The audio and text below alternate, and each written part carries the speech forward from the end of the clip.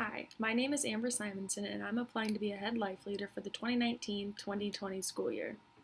The gospel is a story of how and why Jesus would do 3 years of ministry and then ultimately give his life on the cross to cover the sins of the world. When someone hears the gospel for the first time, they might feel overwhelmed, grateful, or even confused. The gospel has the power to change lives in such a radical way. As a believer in the gospel, I can live every day thankful for the sacrifice that was made for me over 2,000 years ago. Sharing the gospel with others also gives them an opportunity to follow Jesus with the same amount of passion that the original 12 disciples did.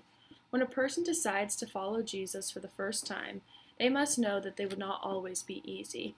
A follower of Jesus is intentional and will continue to follow Jesus even when life gets hard.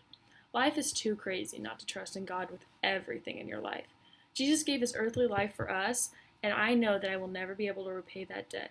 But I want to live every day showing his love so that more people will be able to experience the love that Jesus has to pass on to even more people.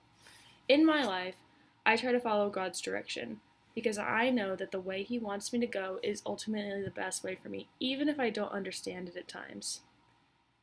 God gives each of his people very specific gifts to serve those around them. In 1 Corinthians 12, Paul reminds the followers of Christ that while they all have different roles and gifts, they're all representing Christ with their actions.